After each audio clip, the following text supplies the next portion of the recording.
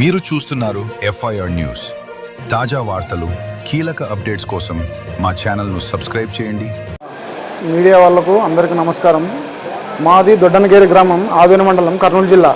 మా చిన్నాయన వాళ్ళకి ల్యాండ్ తక్కువ ఉందని మా మీద కోర్టులో కేసు వేసినారు. మేమేం చెప్పినాము, మా తాత వాళ్ళు అమ్మిన స్థలం గురించి వదిలేయండి అప్ప, ఇప్పుడు ఉన్నింది ఏముండదో అది పంచుకునండి. మా తాతోళ్ళదంటే మా తాతోళ్ళు తప్పుడు మీ తండ్రులు ఉండరు, మీ తండ్రులు మా తాతలు చూసుకున్నారు, అది అయిపోయింది కదా. ఇప్పుడు మీరున్నారు, మామున్నాము, మీకు ఏముండదు, మీకు ల్యాండ్ తక్కువ ఉండదని అతని ఇష్యూ.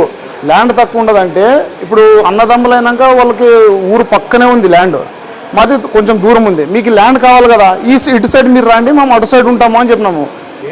ఏరియా కూడా దొడ్డనగిరి 3 ఎకరాల 7 సెంట్లు వాళ్ళకు ఉంది, మాకే 5 ఎకరాలు ఉంది. మొత్తం కంపు కళ్ళ అన్నీ ఉన్నా మనం టాటర్ తెచ్చుకొని మనం దున్నుకొని కష్టపడి 10 ఏళ్ళు చేసుకున్నాము. 10 ఏళ్ళు చేసుకున్న తర్వాత మళ్ళీ ఇప్పుడు వచ్చి రీసర్వేలో మాకు నీకు ల్యాండ్ ఎక్కువ ఉంది మాకు ఈ అంటున్నాడు.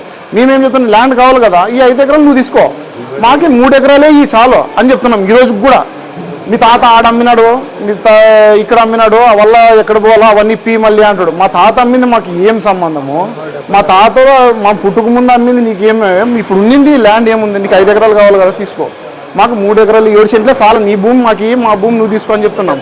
సబ్ కలెక్టర్ కూడా ఇదే చెప్పినాడు, నీకు కావాలి కదా ల్యాండ్ తీసుకో అన్నాడు.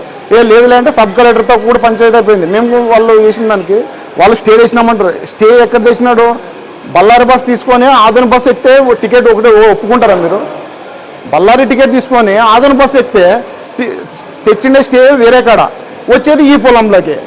మేడంతో ఎస్ఐ మేడం చెప్తే ఎస్ఐ మేడం కూడా సీరియస్ చెప్పింది, నువ్వు ఇంకోసారి పొలంలోకి దిగొద్దు, దిగితే మాత్రం అటెంప్ట్ మర్డర్ కేసు పెడతామని చెప్పినాడు. మొత్తం 13 ఎకరాలు బీడు పెడతామని కూడా మేడం చెప్పింది. అయినా కూడా మేడం మాట కూడా వినడం లేదు. సిఐసార్కి ఒక నోటీస్ పంపించినాం, ఎస్ఐ మేడంకి నోటీస్ పంపించినాం, అందరికి పంపించినాం, అయినా ఇలాంటి చర్యలు చేస్తున్నారు. మేము ఏం లేదు, ఒకే పోయి మసంగా ఎందుకు చేస్తా, కోర్టు వచ్చింది కదా, కోర్టు తీర్పు వస్తే నీకు ఎక్కడి వరకు కోర్టు తీర్పు వచ్చి మాకు చూపిస్తుందో అక్కడి వరకు వదులుతామని ఈరోజు కూడా చెప్తున్నాము. ఈ పత్రికాముఖం కూడా చెప్తాము, నీకు కోర్టు ఇష్యూ కోర్టుకి వేసినాడు, కోర్టులో నీకు తీర్పు వస్తే మేము ఎక్కడికైనా వచ్చి నీకు మామే దున్నిస్తాం నీకు అని చెప్పినాము.